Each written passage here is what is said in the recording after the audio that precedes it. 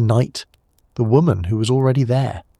Before the family everyone remembers reached this corner of Dakota Territory, a widow from Wisconsin had put her name on a piece of it. Her name was Margaret Garland.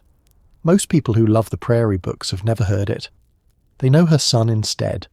They know him as the boy who rode out into the snow for wheat and came back alive with it, and that single ride is very nearly the whole of what has survived about anyone carrying that surname. What almost nobody knows is that his mother reached this county first. She filed in the June of 1879. Charles Ingalls filed in the February of 1880 at the land office in Brookings on a quarter section in Township 110 North. 8 months lie between those two dates. Her quarter section is not there to walk on. It lies today partly beneath the streets of the town of Lake Preston and partly beneath the lake that gave the town its name. Some of what she claimed is underwater. That is not a figure of speech. It is a plain statement of where the ground went and of how little of it is left to stand on.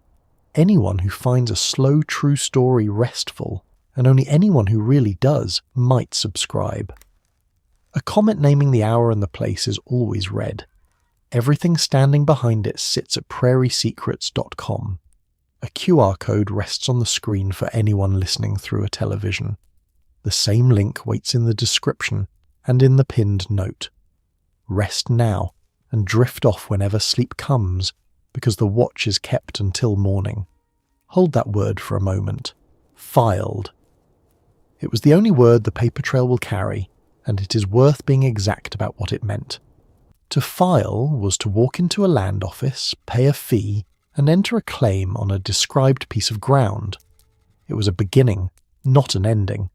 It was a promise to live on that land, to break some of it with a plough, to put a roof up on it, and stay through the winters that followed.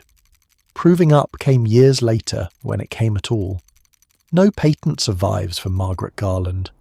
There is no final certificate and no surveyed boundary written out anywhere that anyone has since read. She filed. She was not an owner, and calling her one would be a better sentence and a worse fact. She had been born in Illinois, in Randolph County, in the October of 1837. The exact day is one of many small things about her that cannot be settled. 2 records give 2 different dates. That is the shape of nearly everything ahead.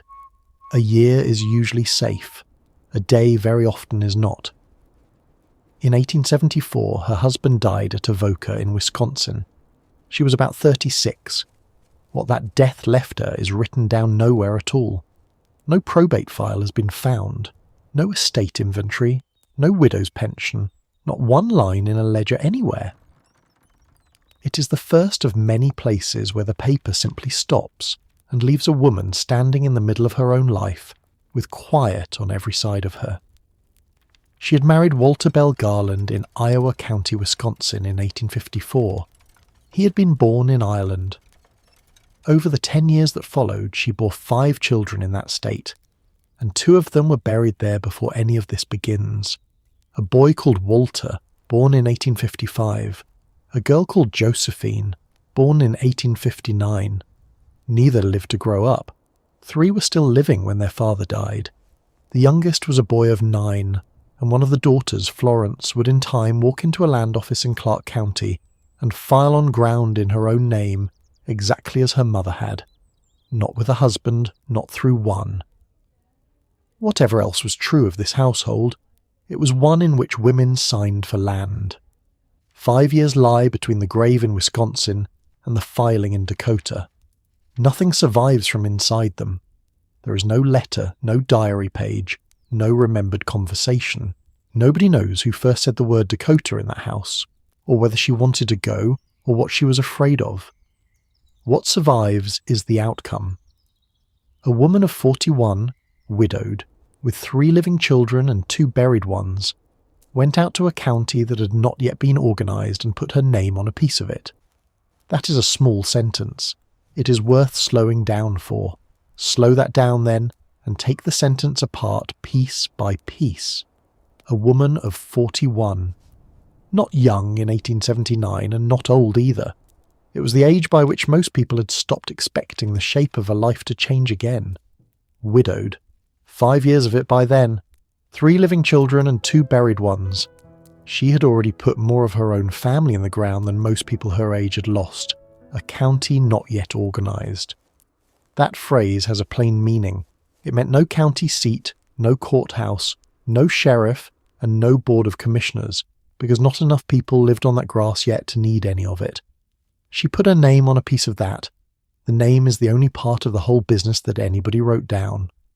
Lay the 2 years side by side, and the arithmetic is quietly startling. She was born in the October of 1837. She married in 1854. That makes her 16 years old, or newly 17, on the day she became Margaret Garland. 20 years later, she was a widow. That is the whole span of her married life. 20 years near enough from a wedding in Iowa County to a grave at Avoca. Everything inside those 20 years happened to a woman who was, at the start of them, a girl. By the end of them, she was 36, with 3 living children and nobody beside her. Nothing survives to say whether the marriage was a happy one.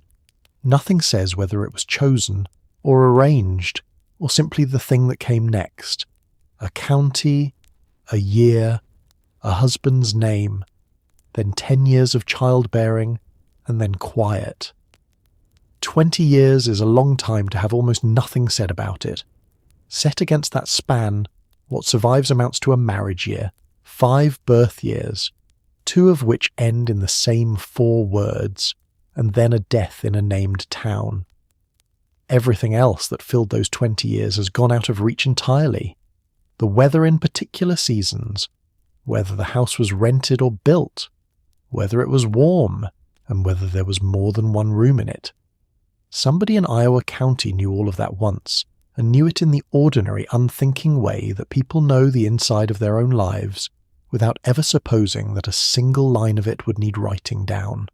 The household grew 5 times by birth and shrank twice by burial. Across the whole of it her name appears as a wife, and later as a widow, and almost never standing on its own. Then the children. 5 of them, all born in Wisconsin across roughly 10 years. Say that slowly because it is the kind of fact that slides straight past. 10 years. 5 births.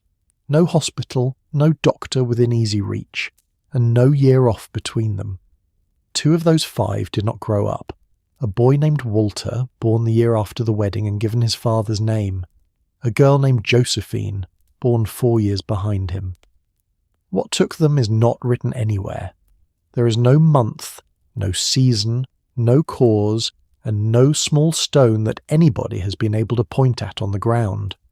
2 names, 2 birth years, and the phrase died in childhood, which is not information at all. It is the absence of information wearing information's clothes. Long before Dakota Territory was more than a line on a map to her, this woman had stood at 2 small graves in one state. Died in childhood is a phrase that does a great deal of work, and almost none of it, honestly. It is the sort of line written down long afterwards, by somebody assembling a family list, once the family itself has stopped being able to remember. Somebody knew, once. Somebody could have said which winter it was, and what the weather did, and who sat up through the nights. That knowing lived inside a house in Iowa County for a while. Then the people holding it died as well, and it went out of the world with them. What is left is a compression. 2 children, folded down into 4 words. The mother didn't live it as 4 words. She lived it as 2 separate years of her own life, each with a particular day inside it, and then as every year that came along afterwards. None of that can be got back now. It is true and unrecoverable at the same time. In 1874 the husband died at Avoca. That is the whole of it. A year and a town. No cause, no season, no account of how it happened, and no sign of whether anybody in that house had time to make ready for it. What ought to exist here and does not is a probate file. When a man died leaving property and children behind him, the county usually generated paper, an inventory of what he had, a list of what he owed, an appraisal, a bond, a name entered as administrator, sometimes a line setting aside a widow's allowance. Any one of those pages would say what she was standing in when the door closed behind him. Nobody has produced them. No inventory, no pension file, not one line in a ledger saying what that household was worth in the winter of 1874, so the most consequential financial hour of her adult life is a blank. She was left with something, or she was left with nothing. The difference between the two would explain a great deal, and it is not on the page. Notice the word about, because it keeps turning up and it is doing real work. Widowed at about 36. Born on a day that is either the 3rd or the 31st of a month everybody agrees on. Married on a day that rests on a single memorial entry and nothing beside it. 5 children across roughly 10 years, one of them with a birth year given 2 ways depending on the page. The hedging is not sloppiness. It is the paper being honest about its own condition. Strip those hedges out so the sentences run smoother, and the result is not truer. It is only tidier, so the hedges stay. Where a year is solid, it goes down plainly and without fuss. Where a day is contested, it stays a year, and nothing more, and the prettier of 2 dates gets refused every time, which in this particular life is often. A short list is worth setting out here, because the list matters later on. Nobody knows what she looked like. Nothing describes her face, her height, her hair, or the colour of her eyes. Nobody knows whether she could read, or what she read if she could. Nobody knows her parents' names with any confidence. 2 entries give 2 answers, and neither of them carries a citation. Nobody knows the day she was born. Nobody knows the day she married. Nobody knows the day she was widowed. What there is instead are years, counties, outcomes. That is a strange amount to know about a person. It is enough to place her on a map and almost nothing else, and it is still far more than survives of most women who did what she did, which is its own quiet remark on the whole business. Against all of that set what there is. There is a county and a year for her birth. There is a county and a year for her marriage. There are 5 children with names, and birth years for every one of them, and the plain fact that 2 did not grow up. There is a town and a year for her husband's death, and there is a month, a county and a territory for a homestead entry, made in her own name at 41. That is not nothing. Laid end to end, it makes a skeleton, and a skeleton is enough to say how tall somebody stood. Measured against most women of her generation and her means, it is an unusually complete set of bones. The gaps sound loud precisely because so much of the rest of it is there to make them audible. None of that is a complaint about the people who did the searching. The searching has been careful and patient. Somebody went through cemetery books and census pages and county histories and a memorial society's files and assembled more of this woman than had ever been assembled before. What came out at the other end was still a row of years with holes between them. That is not a failure of effort. It is the condition of the material. Most lives from that century are like this. The exceptions tend to be people who wrote things down, or people who had money, or people unlucky enough to turn up in a court case. She was none of those. What survives of her is thin, and the thinness is the ordinary result of an ordinary life lived at a time when nobody was writing it down. The interesting part is what got through anyway. There is a strong pull, at a gap of that size, towards the obvious explanation. The widow could not manage alone. The widow was driven out by debt. The widow heard about free land and saw a way through it. Any of those would read well. Any of those might even be true. None of them is written down. What can be set down is narrower and rather more interesting.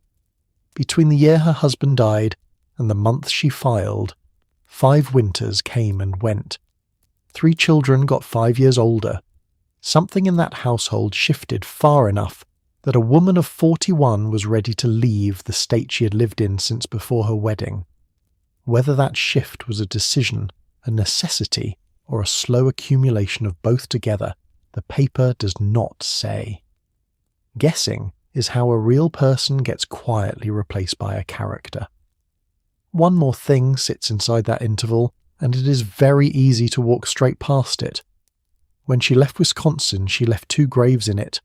A boy born in 1855, a girl born in 1859.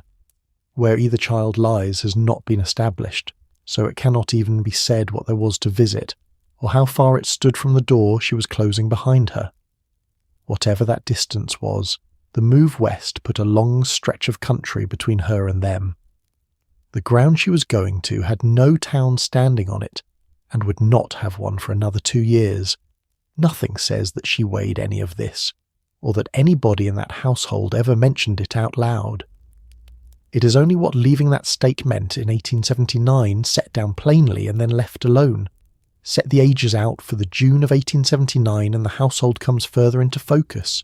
She was 41. The youngest, the boy who had been 9 when his father died, was 14. Both of his sisters were older than he was, and both were near enough to groan. Nobody in that house was a small child anymore.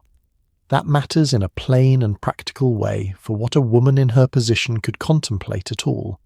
It does not explain the choice she made. It only narrows the field of what was even imaginable, and narrowing a field is not the same thing as explaining a choice. And then, in that June, she filed. Which brings the whole business back around to where it started. A filing is a dated act, and that is the useful thing about it. Somebody stood in a particular building on a particular day, and a clerk wrote it into a book, and the book outlived everybody in the room. Whatever else has gone missing from this woman's life, that one moment is fixed in place. It happened. It has a month attached to it. Hers was June, 1879, Kingsbury County, Dakota Territory, beside ground that had not yet decided to become a town. Hold that still for a minute. The second date belongs next to it, and the whole shape of the thing depends on the two of them being read in the right order. An entry of that kind carried obligations, and the obligations are the reason the word matters so much. A homestead entry was a beginning with conditions attached to it. The person who filed undertook to live on the named land, to break some part of it for crops, and to put a building of some kind on it. Then to stay there for a term of years, before the government would issue a patent and call the business finished. Proving up was the phrase for arriving at the end of that term with the conditions met, and with neighbours willing to swear to it. There were other roads out. An entry could be commuted, paid off in cash after a shorter period, and turned into a straightforward purchase. An entry could be relinquished and handed along to somebody else who wanted it. An entry could simply be abandoned and cancelled, and a great many of them were. Which road this one went down is not known. No patent has surfaced, no final certificate, no relinquishment, no cancellation, nothing whatever. It is worth picturing the room because both of these filings happened inside one. A district land office was an ordinary building with an extraordinary function. Inside it were the tract books, in which every quarter section in the district was written out, and against each one a clerk entered whatever had happened to it. A filing, a relinquishment, a cancellation, a patent eventually for the modest proportion that ever got that far. A person came in, named the ground wanted, paid the fee, and watched a clerk write. That was the whole of the transaction. It took very little time and it settled almost nothing, because everything the entry promised still had to be done afterwards, out on the ground, in weather. What the office reliably produced was a date, which is why, out of everything that might have survived about Margaret Garland, a month in 1879 is one of the things that did. The second of those two filings is the one anybody can go and check. In the February of 1880, a man walked into the land office at Brookings and entered his own claim. He could not do it at his own kitchen table. He had to travel to the office, name the ground he wanted, pay his fee, and have the entry written against it in the book. Then it was recorded and dated and out of his hands. The quarter section he named lay in Township 110 North. It became the most written about piece of farmland in American children's books. It is the ground the books put a claim shanty on. The application is a real page in a real federal file. It is dated, it is signed. Nobody has to argue about any part of it. And it is 8 months later than hers. 8 months is nothing much inside a century.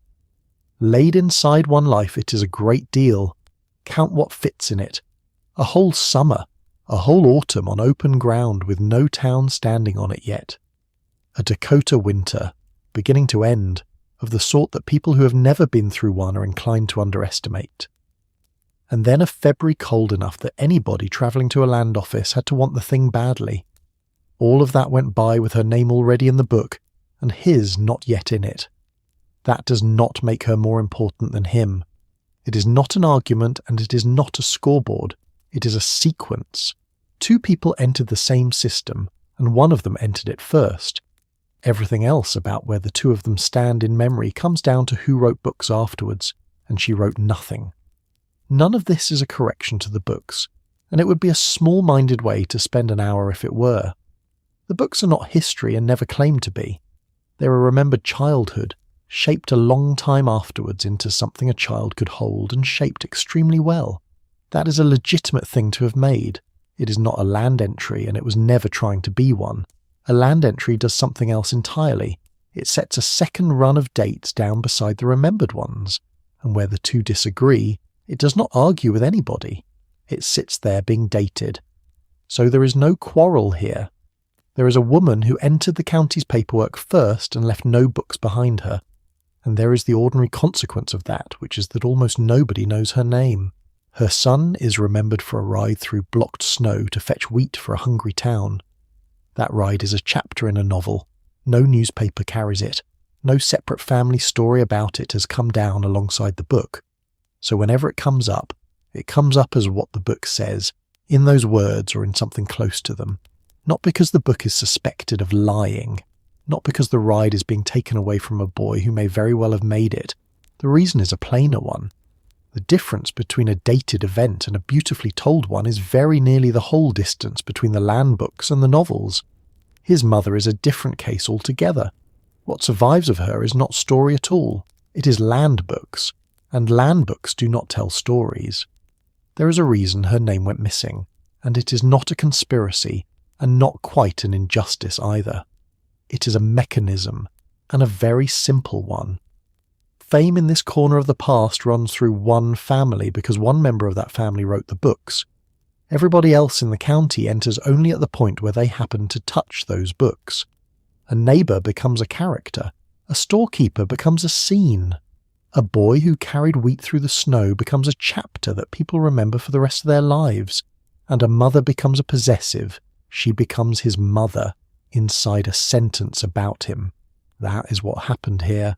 In almost every printed mention, she is the second half of a phrase. She has no first half. The county paper is the only place she stands up on her own, and county paper is read by nobody who is not already looking for it. This was not unusual. It was very close to universal. Open almost any county book from that decade and the women are there, and they are there in the same shape every time.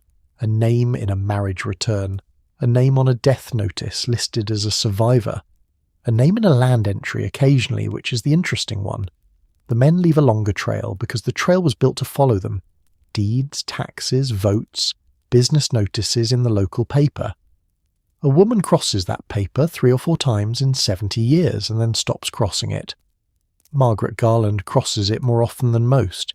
She crosses it in land entries more than once, which is rarer than it sounds. She's not obscure because she did little. She's obscure because of what the paper was built to notice. Go back to the ground itself for a moment, because it has an ending that most pieces of ground never get. Her quarter section is not a field anybody could stand in now. Part of it is town. Streets went over it, and buildings and whatever else a small prairie town puts on top of a stretch of grass once it has decided to become a town. The other part of it is lake. There is something almost tidy about that. She filed on it. What she did with it afterwards is thin to the point of nothing, and the ground itself has since been covered over by a town and by water, so the plain sentence once, and then no more of it. She filed in the June of 1879. She was not an owner. She did not prove up on it, she did not farm it, and she did not come away from it with anything at all that anybody can show. That word again. Filed. There is a temptation, late and unwatched, to let a word grow while nobody is looking at it. Filed becomes claimed. Claimed becomes farmed. Farmed becomes owned. and by the end of it there is a woman with a fence and a deed in a box, none of which exists anywhere on earth. So the word stays where it is. It is a plainer word than a fence and a deed. It is also the correct one, and it is not a small thing in itself. The system did not, as a rule, make room for a married woman to enter land under her own name. A widow was a different case. She counted as the head of her own household, and the paper let her sign, which is precisely what the paper shows a widow doing in a June at 41, with 3 living children and 2 graves behind her. And she was not the only one in that family who did it. One of her daughters, Florence, filed on ground in Clark County under her own name, not jointly, not as somebody's wife, her own entry in her own name against her own piece of ground. 2 women, 1 household, 2 separate filings, made years apart in 2 different counties. That is not a coincidence, and it is not a quirk. It looks a great deal more like a habit. Somebody in that family understood the system well enough to enter it more than once, and the practice carried down a generation.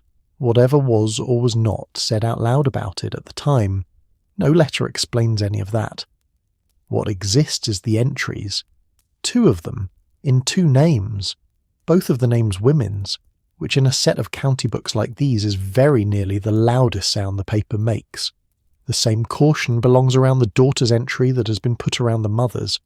Neither filing has been followed through to a patent in anything available. There is no final certificate for either of them, no proof of residence, no sworn word from neighbours, no cancellation notice, and no deed saying what became of either piece of ground in the end. 2 women walked into 2 land offices in 2 counties and had their names written into 2 books. That is the whole of what can be said with any confidence. It would be very easy and very satisfying to round that up into a tale about 2 women who took land and never let go of it. The rounding is not supported. What is supported is narrower and, if anything, a good deal stranger. 2 women understood a federal system well enough to enter it under their own names, in a decade when most women in their position never entered it at all. Their outcomes inside that system are simply not on the page. That is a real thing to have found. It does not need improving. Think for a moment about what that signature actually committed her to. The entry carried conditions, and the conditions were physical ones. Somebody had to live on the ground. Somebody had to break part of it. Something had to be put up on it and stood in through winters that people who have not met them tend to imagine far too kindly. A woman of 41 who had buried a husband and 2 children put her name against all of that. Whether she was frightened by it is not written down. Whether she was certain about it is not written down either. Both are exactly the sort of thing that leaves no paper behind at all. What is written down is that she did it, in a June, and that the man everybody has read about did the same thing at Brookings 8 months later, which leaves one last thing to do, and that is to get her out of Wisconsin. She filed in the June of 1879. The paper then goes quiet again for a while, in the way it has been going quiet all along. When it picks her up once more, she's not in Wisconsin any longer. She's not standing on the quarter section either. She's in a town, and the town is where the whole of the rest of her belongs. It was called Smet, 2 syllables. The weight falls on the second one. Almost everything anybody will ever be able to say about Margaret Garland happened inside that one small place, on a few hundred yards of street, across the 30 years that were left to her. There is no need at all to go there in a hurry. For now it is enough to hold the 2 dates in the right order. June 1879. A widow out of Avoca, on ground with no town standing on it. February 1880. A man from the family everybody has read about, at a land office in Brookings. 8 months lying between them, and then the better part of a century and a half of remembering that has only ever run the one way. The ground is under a lake now. The house has not been built yet. The winter everybody knows about is still more than a year off. She has just signed her name. Rest there a while. Smet is not going anywhere. The house had an address, and the address is the first solid thing there is. Lot 1, Block 4, in the original town of Smet. A double lot, which is two of them side by side on the corner where Joliet Avenue meets 2nd Street. On that ground stood a large 2-story house, and it stood directly behind Charles Ingalls' building, not on the next block, not down at the far end of the street, behind it. Margaret Garland lived in that house with her 3 children through the hard winter of 1880 to 1881. Men boarded with her there, bachelors in the wording that has come down. So the house was a home and it was a trade at the same time, in the same rooms, under the same roof, through the same months. Nothing marks where the one ended and the other began. That is the whole of the property. A corner, 2 lots, a large house, 4 people who lived in it, and paying men in the other beds. Everything else either sits on top of that or is missing. Those words are worth saying slowly because they are very nearly all there is. Lot 1. Block 4. The corner of Joliet Avenue and 2nd Street. They are surveyor's words. A new town out there was drawn on paper before it stood on the ground. The ground was ruled into big rectangles, and the big rectangles were ruled into small ones, and every rectangle was given a number. The big ones were blocks, the small ones were lots. Hers was the first lot in the 4th block, and she had 2 of them joined. That is the picture, and the picture stops there. No photograph of the house has turned up, no floor plan, no builder, no cost, no month when the roof went on, no note of what colour it was painted or whether it was painted at all. There is an address, and there is a size, and the size is one word. Large. A person can build a great deal on one word by being careless. That word is doing no more work here than it says. One more thing about the shape of that piece of ground, because the shape is not nothing. A corner lot is the best position on a block. 2 streets touch it instead of 1. Anybody walking either way goes past the door, and a trade that depends on being noticed and being easy to reach wants exactly that. A double lot on a corner is better still. It leaves room at the side for a stable, or a garden, or a woodpile, or an outbuilding.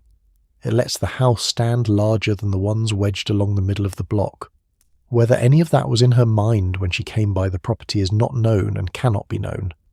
But she ended up on the best kind of ground in the town for the trade she ended up in, with a building on it big enough to hold a business she had not yet started. That may be foresight, it may be luck. Nothing written down separates the two, and it is a mistake to assume that a woman who did well was planning it from the beginning, in just the same way that it is a mistake to assume she was not. The phrase that carries the most weight is the small one in the middle, directly behind. Charles Ingalls' building faced the street. Margaret Garland's house stood at its back. Between them there was a yard or an alley, or a few strides of bare dirt. Near enough that a shout would carry. Near enough that smoke off one chimney would drift across the other roof. Near enough that a door shutting hard in one house would be heard in the other on a still morning. One of those 2 buildings has been written about for the better part of a century and a half. Millions of people can name the family who lived in it. They know the daughters. They know how that household got through the winter, almost hour by hour, because a woman who was there set it down years afterwards, and what she set down became famous. The other building stood at its back, and hardly anyone alive has ever heard the name of the woman who ran it. That is not a complaint about anybody. It is a statement about where 2 buildings stood. Large is the only word given for the house, and it is best held loosely. Not the measurement in feet, not the number of rooms, not the pitch of the roof, or whether there was a porch on the Joliet Avenue side, or where the stove stood. Large, 2 stories. A double lot beneath it, on a corner, with a street on 2 sides of it. Every one of those facts is small on its own. Set side by side, they still say something. A widow out of Wisconsin was standing at the corner of a brand new town with 2 lots under her feet and a 2-story house on top of them. How she came by it is not written down. There is no price, no deed date, no name of whoever sold it to her, no note of whether it was bought whole or built or taken over from somebody who had given up and gone home. She is simply there. That corner, that house, that year, the paper begins with her already in position, the way it keeps beginning with her already in position. There is something strange in having an address and nothing else. Most of what people want from a house is the inside of it. The smell of a kitchen in the morning, where the stairs turned, which window took the light in the afternoon, whether the front door stuck in wet weather. None of that comes down for this one. What comes down is where the building sat on a piece of ground, because that is the sort of thing a county clerk writes into a book. It decides who pays what. So the house survives as geometry, a corner, two rectangles, one building standing behind another building, and the geometry turns out to be enough to go on with, because the geometry is the whole shape of the thing. She was behind them the entire time, behind them in the town, behind them in the books, behind them for 140 years of people loving one house, and never once looking over its back fence. Before there was a boarding house, there was a needle. She sewed. That was the first way she made money in Smet. New towns run on repair, coats come apart, seams give, buttons go, trousers wear through at the knee, and a man on his own with a claim to sit on has neither the thread nor the hours, nor in most cases the skill. Sewing suits a woman in her position better than almost anything else could. It needs a chair, a lamp, a needle and thread, and hands that know what they're doing. It can be put down when a child wants something and picked up again an hour later. It needs no premises, no stock, and nobody's leave.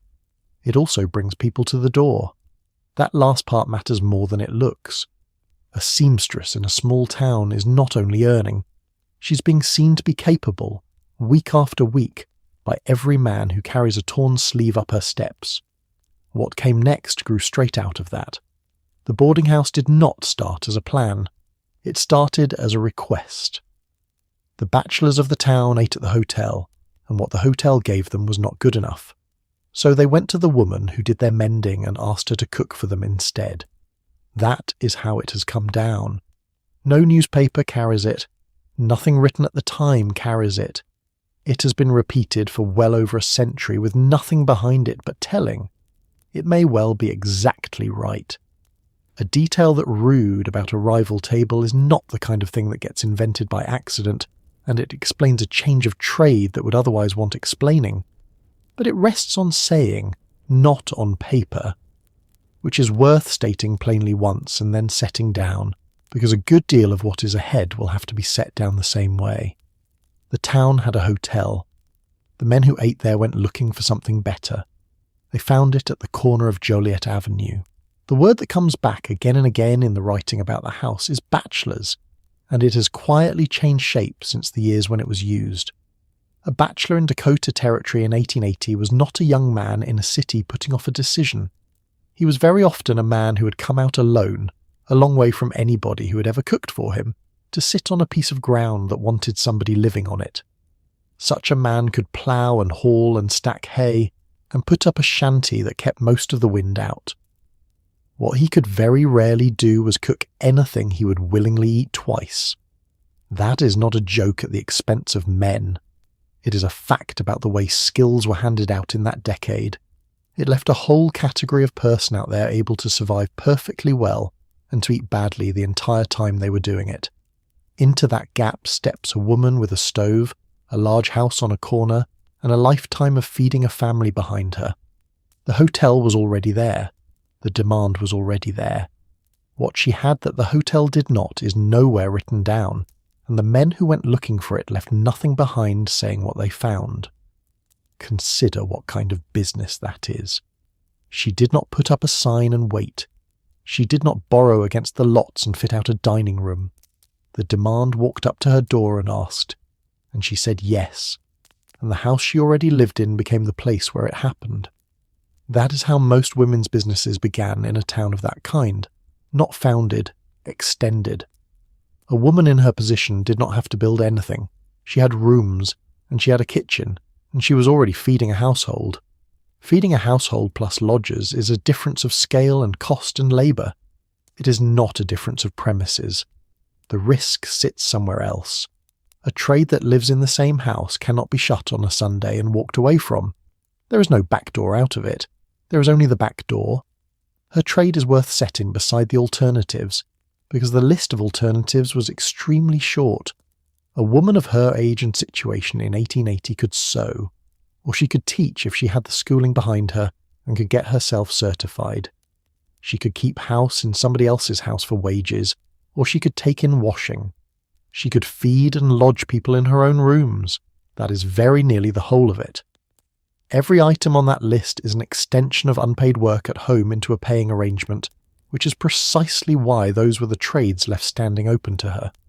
The work was already thought of as hers by nature, so nobody had to be persuaded that she could do it, and nobody had to be argued out of the notion that she was stepping somewhere she did not belong.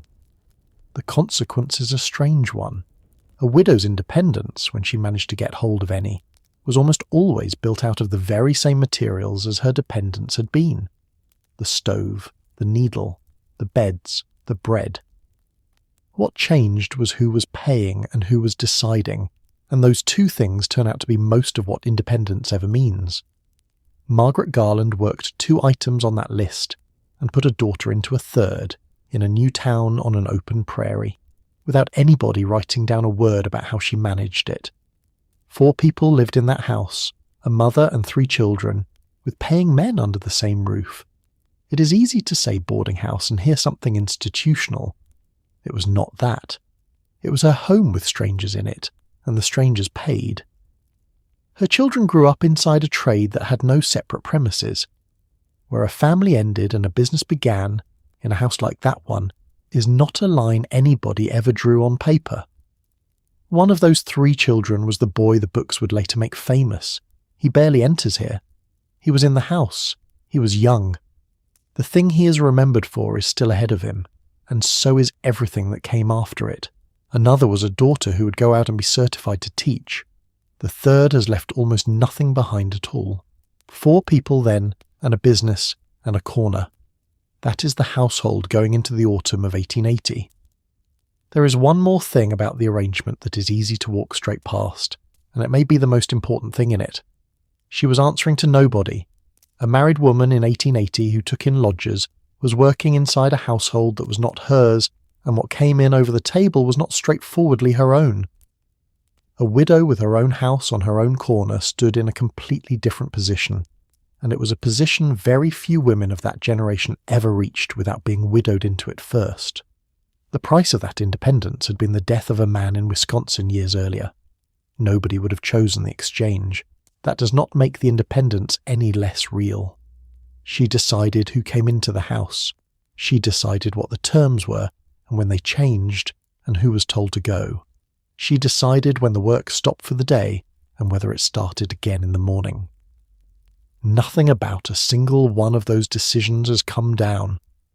What has come down is that they were hers to make, which was a rarer thing in that decade than a large house on a corner ever was. Smet in 1880 was new, in a way that is hard to hold in the mind now. A few streets, a rail line running through, buildings going up faster than they were being finished. Open country in every direction, flat enough that a man could watch weather arrive for an hour before it got to him. It had a hotel, which matters, because a woman who cooked better than the hotel is only a story if there is a hotel to cook better than. It had a school starting up. It had a land office within reach. It had families arriving through the summer with everything they had in a wagon, and single men arriving with a great deal less than that. And on one corner, it had a large 2-story house with a widow in it, taking in mending and then taking in men. Nobody living there thought any of it remarkable. It was simply the town, which is exactly the trouble. Nobody writes down the ordinary while it is still ordinary. So that is the position going into the autumn. A widow at a corner, a double lot, a large house with 2 floors and paying men in it, 3 children, a needle put down and a stove taken up. 6 years out of Wisconsin, she has landed somewhere and made the landing pay.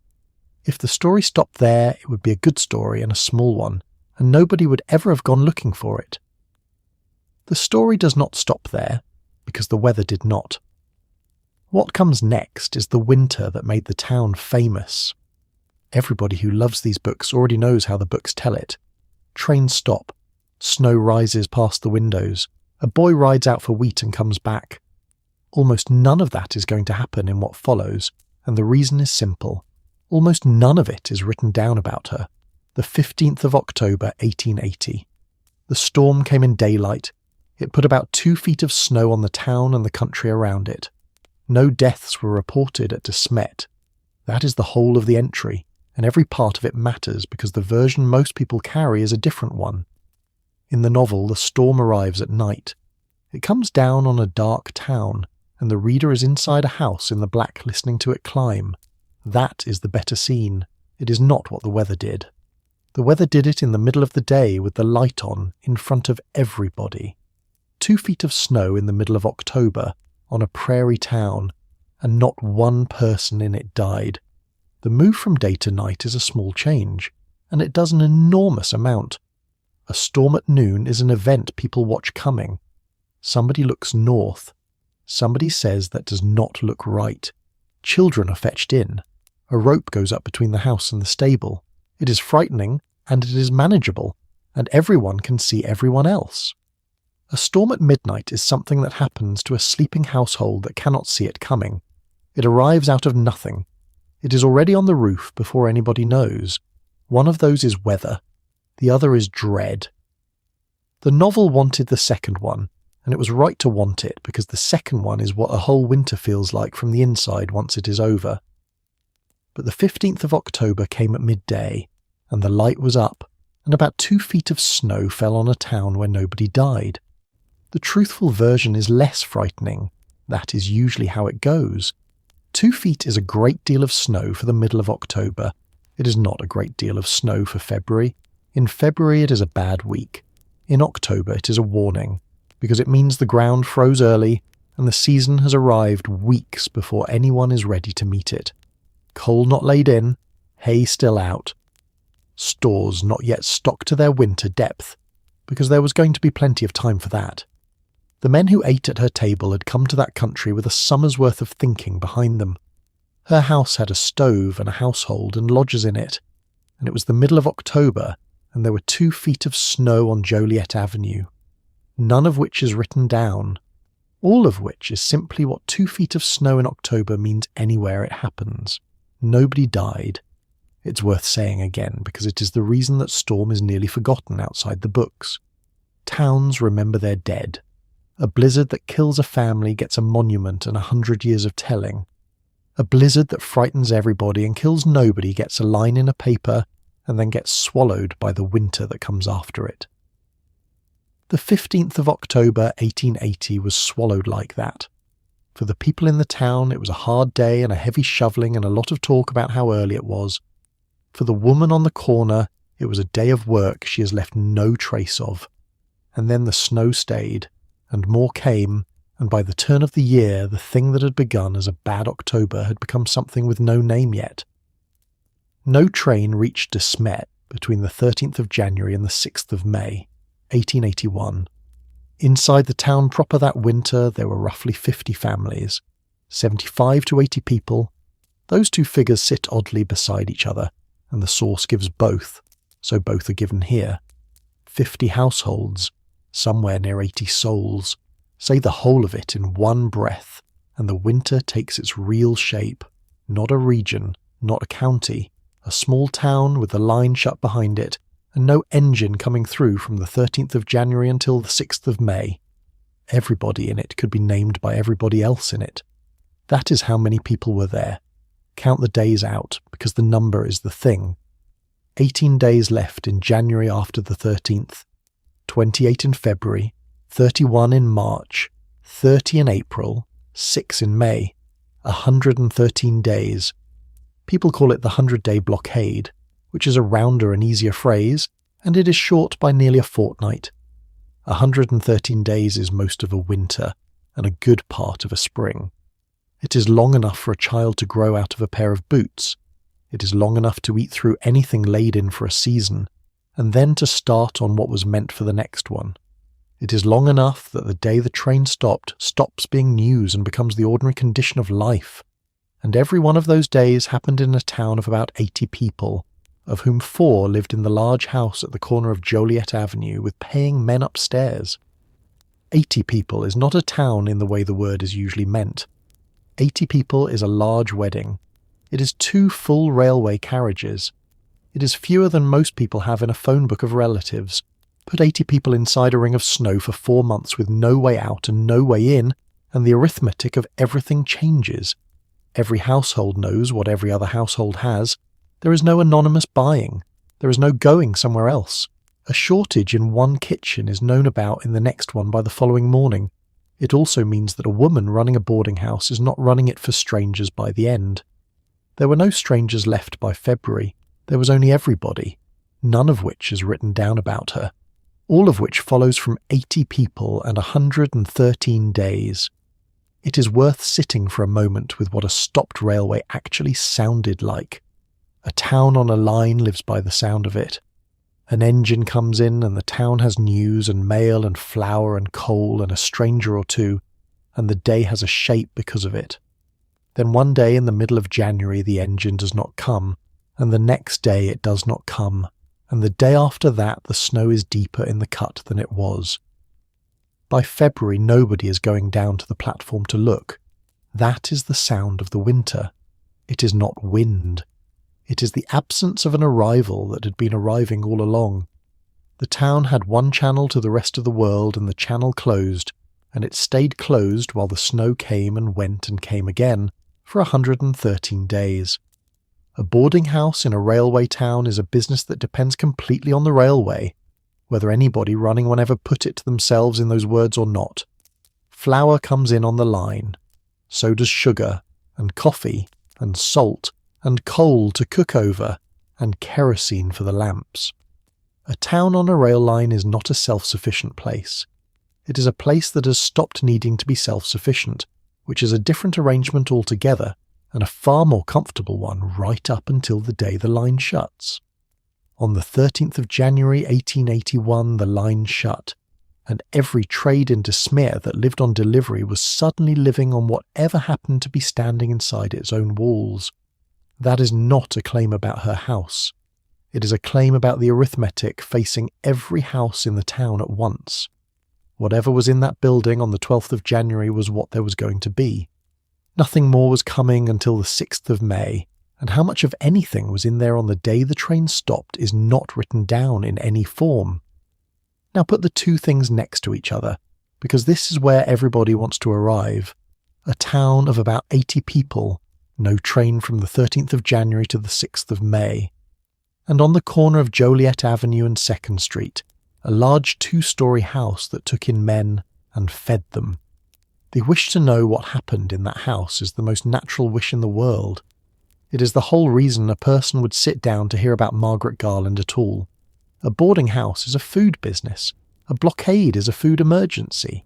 She was running the first one straight through the second one, in a town small enough that everyone in it could see her door.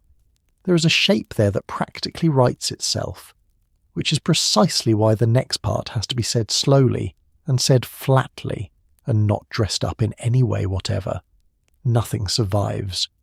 What the boarding house did across those 113 days is not written down anywhere that has been found. No meals, no boarders, no prices, no supplies. Nothing. Not a thin account, not a disputed one, not contested figure that could be argued either way. An absence, and the little that does come down from those months cuts against the picture a person would naturally draw. Reports made at the time named sugar and tobacco as the goods that ran short, not flour. That is worth reading twice. The scarce things were sugar and tobacco. So the warm picture that assembles itself the moment somebody says boarding house and hard winter in the same breath has nothing under it at all. The bread and the counted loaves are not in anything that survives. They came from somewhere else. Sugar and tobacco are a strange pair to be short of in a starving town, and that strangeness is useful. Flour is survival. Sugar and tobacco are comfort. A town that reports running out of comfort first is a town that has not yet run out of survival. That does not prove anybody was well fed. It cuts against one particular story, and it puts nothing in its place. The honest position is narrow. A grain shortage in the town is not established by what has been found. A confident picture of a woman baking against the flour barrel is a picture built on nothing. She may have gone on all winter. She may have stopped in February. She may have done one and then the other. There is no way through to any of it from here. The material simply stops at the door. The temptation at this point is enormous, and naming it out loud is the only honest way to refuse it. It would be very easy to supply the missing 4 months. A scene would take a few minutes to make, and it would sit there looking perfectly solid. Every word of such a scene would be false, not exaggerated, invented, and it would be the kind of falsehood nobody catches, because it is exactly what a listener wants, and exactly what the situation suggests, and exactly what 100 other tellings would hand over without blinking. Nobody would ever know. The difference between a woman who is remembered and a woman who is decorated is a very thin one, and it is crossed by writers with the best intentions in the world every day of the week. She is not going to be decorated here. What is known about that house across 113 days is that it stood on the corner. Everything else is somebody's idea. It is worth being exact about what would have had to survive for any of it to be known. A daybook. A woman like that would very likely have kept one, because a boarding house runs on who owes what, or a slip of paper with names and figures, or a letter out of the town in May, written by a lodger to somebody east, saying where he had eaten all winter, or a line in the town paper afterwards thanking somebody, or a ledger from a store showing what was carried on account at that address. None of those has turned up. Some of them may still exist in a family box somewhere, unread, in a hand nobody can make out. Some of them were used to light stoves 80 years ago. Most things are. Paper is not durable. Paper about ordinary women is the least durable paper there is. It is worth being blunt about why that particular sort of paper goes missing more often than any other sort.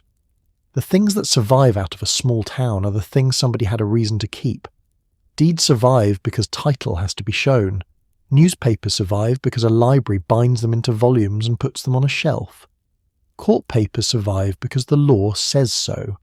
Church books survive because a congregation keeps them. Household accounts survive when a family keeps them, and a family keeps the papers of whoever it decides was the one who mattered. A woman who fed people for money in her own kitchen left behind exactly the kind of paper that gets used to light a stove within a generation. Not out of contempt, out of the ordinary business of clearing a drawer after a funeral and deciding what is worth the space. Multiply that by every boarding house in every small town in the country, and the scale of what has gone becomes almost funny. Her 113 days are not an unusual gap. They are the standard condition of nearly every woman who worked for her living in that century. The only unusual thing about hers is that the house behind her was written up in a book. There is a distinction here that is easy to slide past, and everything depends on it. Nothing being written down is not the same as nothing having happened. 113 days went by in that house. People woke up in it. Somebody lit the stove every single morning. Somebody made decisions about what there was and who got it, and made them again the next day, and again the day after that, for the better part of 4 months. All of that happened. Every hour of it happened. It was simply never set down by anyone who thought it was worth setting down, and the people who lived through it did not imagine that anybody would ever want to know. The blank is not in the past. The past was full. The blank is in the paper, and a blank in the paper is not a small thing because the paper is the only way through. Now go back to the geometry, because the geometry has become unbearable. 2 buildings, one behind the other, a few strides of ground between them. For one of those 2 buildings, that winter is the most closely written winter in the whole of American childhood reading. The cold, the twisting of hay, the grinding of wheat in a coffee mill, the dark and the hunger, and the day the sun came back, millions of people could walk through it in their sleep. For the other building, at the same corner, in the same snow, across the same 113 days, there is not one line. Same street, same storm, same shut railway, one of them written to the hour and the other one blank. That is not a mystery. It is not a scandal either. It is simply what happens when somebody in a family writes a book and nobody in the other family does. The 6th of May, 1881. A train came through, and that is where the shut season ends and where the paper picks up again in a general sort of way. Something happened in the town that day. Something happened at that corner. Whatever it was, nobody wrote it down either. The blockade ends with the same courtesy it began with, which is none at all. What can be said is only the two ends of it. The 13th of January when the line closed. The 6th of May when it opened. 113 days between them, roughly 50 families, 75 to 80 people, and a large 2-story house on the corner of Joliet Avenue with a widow in it and men at board. Everything between the two dates is dark. She came out the other side of it. That much is certain, because there is a great deal of her life still to come. There is a particular kind of quiet that comes off a gap like that one, and it is worth staying inside it rather than hurrying past. Most of the past is like this, almost all of it, in fact. The written part is a very thin skin over something enormous and dark and gone. The reason it is felt so sharply here is only that the house next door is lit up so brightly. Stand at that corner and one side of it is floodlit and the other is not lit at all. It is the same corner. The same snow fell on both. What that gap holds is a woman in her 40s, 3 children, a house of 2 floors, paying men, a shut railway, and 4 months. The paper carries the outside of that and nothing of the inside, and there is no way in, not tonight, and probably not ever. It is worth being careful about what that quiet is not, because there are several wrong ways to hear it. It is not a cover-up. Nobody suppressed anything. There was no scandal at that address, and there was no reason on earth for anybody to bury what went on inside it. It is not a mystery either, in the sense of a puzzle sitting there waiting for the right person to come along and solve it. A mystery has a solution somewhere inside it, and what is here has an absence inside it instead, which is a completely different arrangement. No amount of cleverness will produce an answer where nothing was ever set down. And it is certainly not a sign that nothing worth knowing took place. That winter is the season the town has been remembered for ever since, and she went through the whole of it at that corner, in the building that took in men. Things happened in there. Things happened every single day for 113 days, and every one of those days was as long and as real as any day anybody has ever had. What comes down is the shape and not the contents. A corner, a double lot, 2 floors, 3 children, a shut line, and 4 months of ordinary time that was lived all the way through and never once written by anybody who was inside it. So the winter closes without giving anything up. The trains stop on the 13th of January and start again on the 6th of May. In between there are 113 days that nobody set down. Her house stands on the corner of Joliet Avenue and 2nd Street, on a double lot, 2 stories high, with a mother and 3 children in it, and paying men in the other rooms, behind the building that everybody has read about. That is where the whole thing rests, not on a scene, on an address and a date and a silence in the middle. She's still there when the snow goes, the house is still there, the corner is still that corner, and what she did through those 4 months is not going to be known, and the not knowing is the truest thing anybody can say about it. Rest there a while. The snow is still on the ground, and nothing further is going to happen until it goes. What she did inside the house through those months was never written down. That is not a failure of looking. It is not a box that has gone unopened somewhere, or a page some patient person will turn over one day and set the whole thing right. Nobody wrote it. There is nothing there to find. There is no ledger from the house, no list of who slept in it, no bill made out to anybody, and no letter from a man years afterwards saying what he had been given to eat. The absence is not a locked door with something standing behind it. It is an empty room, and it was empty from the beginning. So the decent thing is to stop pulling at the handle and to go instead to the next place the Garland name appears in print. That place is a newspaper. It is dated the 7th of May, 1887. On that day, the Smet leader carried a short piece of ordinary town business. A stock company had organised to build a hotel. The company would purchase the Garland property. The building standing on it would be used for a wing of the new hotel. That is all of it. A company had formed. A property would be bought. A house would be folded into something bigger. 6 years lay between that winter and that sentence, and across the whole of that stretch the town paper carried almost nothing of her. Then it carried this. It is not much. It is dated, it is printed, and it says exactly what it says. 6 years is a long stretch to leave a woman standing outside the page. She was in the town for all of it. Whatever she did in those years, she did it without a newspaper watching her do it, which is the ordinary condition of almost everybody who has ever lived. Then a company organised itself, and a printer set a line of type, and there she was again. Not by name, by property. The sentence that brought her back was not about her. It was about a hotel that did not exist yet. It was about men who had just put a company together, and about a corner of the town they had their eye on. She was in it the way a street is in it. She was the address. There is nothing cruel in that, and it would be a mistake to read cruelty into it. A newspaper in a young town printed what was going to happen to the buildings on its streets, week after week, and that is a useful thing for a newspaper to do. It was not in the business of asking a widow how she felt about a building going, and how she felt was never set down. Not that week, not later, not by her and not by anybody who knew her. There is no letter. There is no line in anybody's diary. The paper says the property would be bought, and then the paper says nothing else at all. Take the verbs in that notice one at a time, because they are not all doing the same work. A stock company had organised. That much was finished.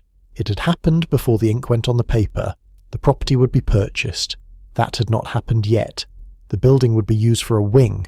That had not happened either. So most of the sentence pointed forward, which is what town news mostly does. A company forms, announces what it means to do, and the announcement goes into print long before anybody has laid a hand on anything, which means the notice did not prove a sale. It proved an intention, dated and public and set in type. It proved that on the 7th of May, 1887, the men behind that company expected to buy the corner and to make the house on it part of their hotel. Whether the woman on that corner had agreed to anything yet, the notice does not say. She may have been in the middle of the arrangement from the start. She may equally have learned of it the way her neighbours did, from the paper itself. Nothing puts her in the room where it was decided, and nothing keeps her out of it either. That is a narrow thing to be able to say. It is also a firm one. Anybody willing to look at the right week of the right newspaper can put a finger on it, which is a good deal more than most of what circulates about this family will bear. The same item repays turning over once more, for a different reason. The stock company did not want a bare corner. It wanted what was standing on it. The notice says the building would be used for a wing of the hotel, and that is a plain statement about the house itself rather than about the ground underneath it. Men who were putting their money into a new hotel looked at that house and judged it good enough to build around. They did not mean to pull it down and start clean, which would have been the simpler course, and which was clearly not the course they chose. That is the only opinion of the place anybody set down at the time.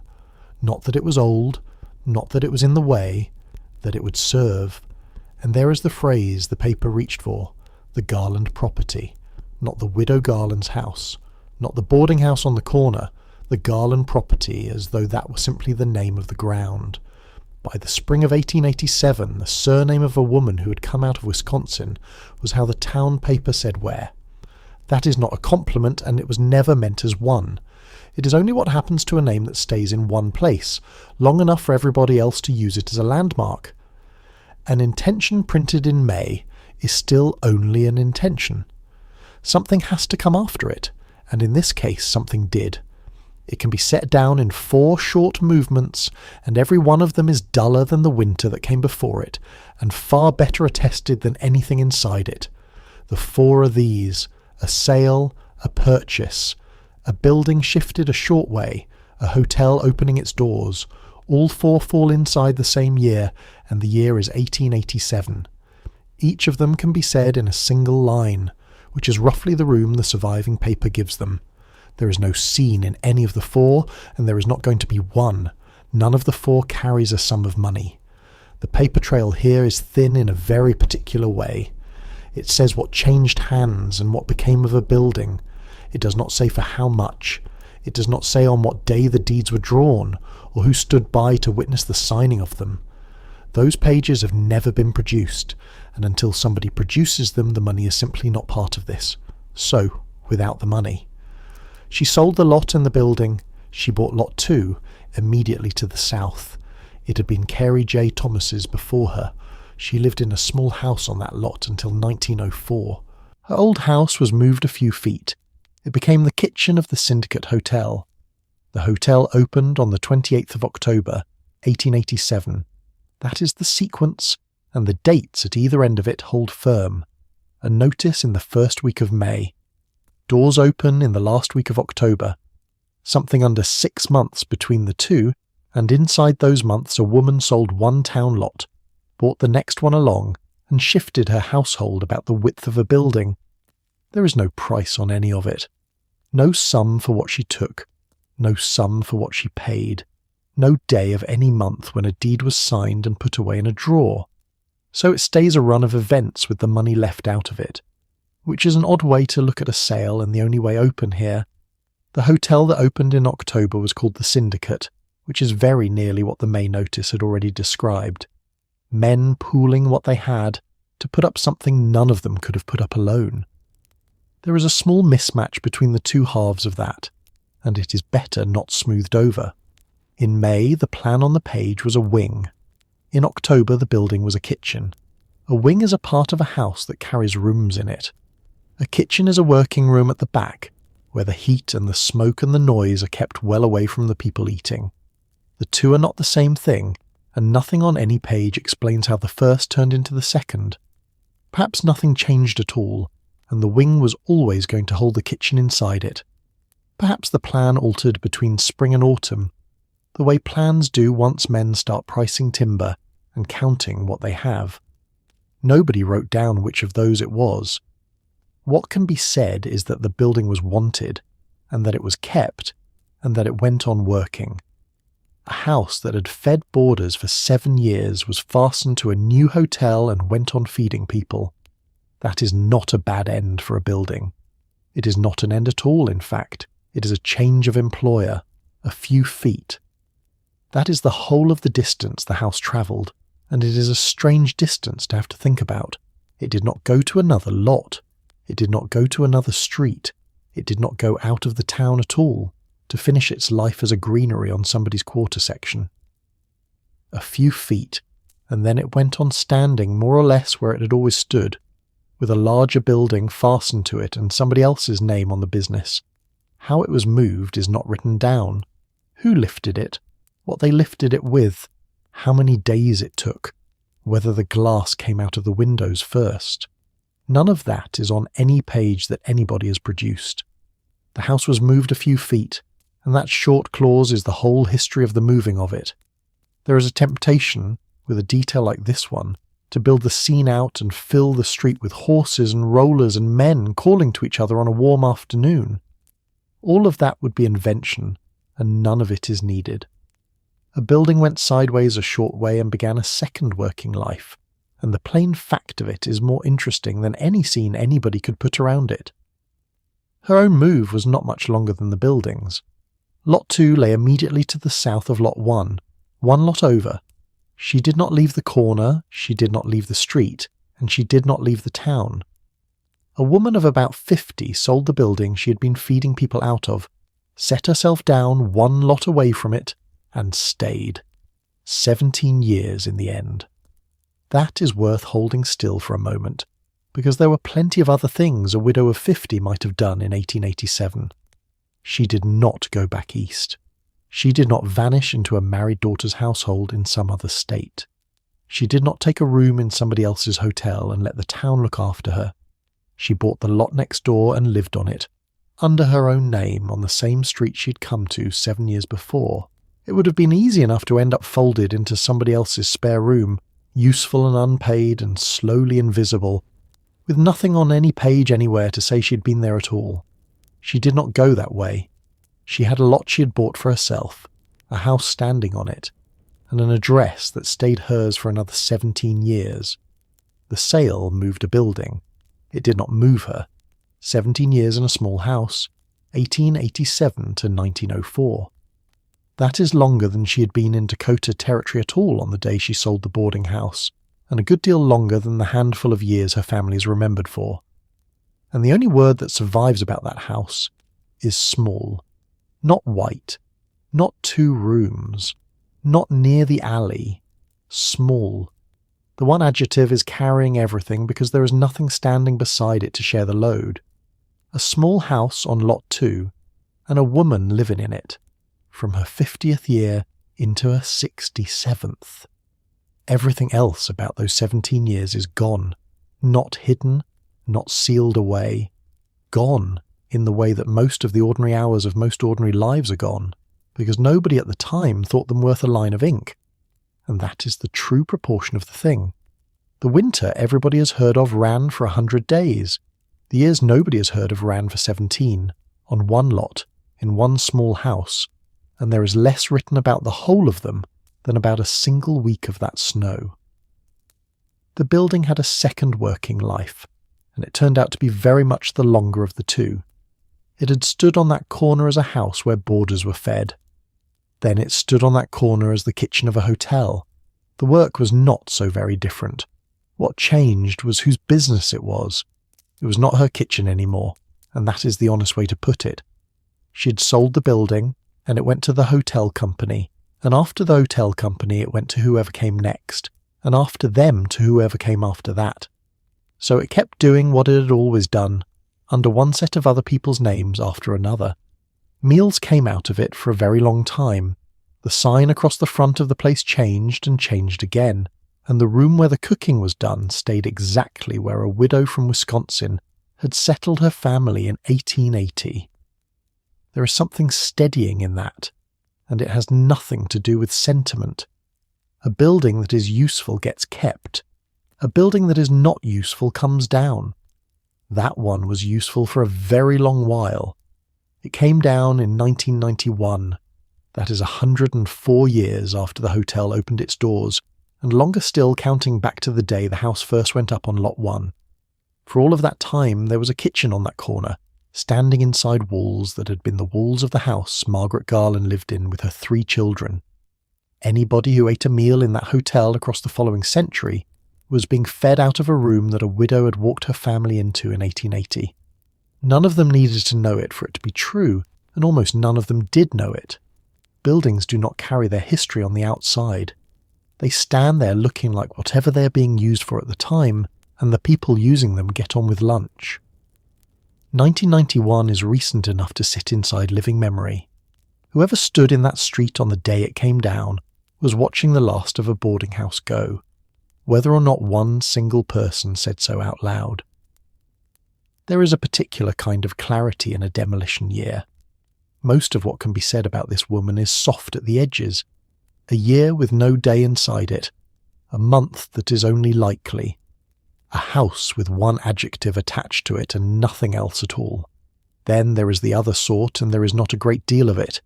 A stock company organised on the 7th of May. A hotel with its doors open on the 28th of October. A kitchen where a house had been. A building down in 1991. Those are hard little pegs, and they are worth counting because a whole life ends up hanging on very few of them. 4, near enough, in all the years after that winter, and 3 of the 4 are about a building rather than about the woman who lived in it. It is a thin scaffold and it has to be handled gently. Lean on the 28th of October and it holds, because a hotel opening its doors is the sort of thing a town notices and prints. Lean on anything softer and it gives at once. None of that is a complaint. It is the ordinary condition of a woman who fed people for a living. A town paper noticed property, and it noticed money, and it noticed men forming companies. It did not much notice people, unless the people did something with the property. Which is exactly why the 4 are worth saying slowly, and why nothing is going to be hung on them that they will not carry. 2 silences sit on either side of 1887, and they are not the same kind of silence. The first is the winter. Nothing comes out of it at all. No page, no line, no figure. It is a hole, and the whole has a shape only because the months on either side of it were so thoroughly written up by other people. The whole is not shapeless, though. It has a beginning and an end, both of them known to the day, and the town around it was set down in a good deal of detail by people who were living inside it. She is inside those same months, and outside every page about them at once. The second is the sale. Here there is a page, there is a date, there is a printed sentence with her surname standing in it, and still she is not in it. The sentence is about a company and about a building, and the woman who had lived and worked inside that building for 7 years appears in it only as the name of a lot. One silence made of nothing, one made of print. Both of them leave her out. Only one of them can be dated, and that is the whole of the difference between them, which is not as small a difference as it sounds. A dated absence can be set beside other dated things and measured. An undated one simply sits there. The second is much easier to look at, and it feels better to hold, because it has an edge and a date and a place to put a finger. It is no better at all at saying what she did.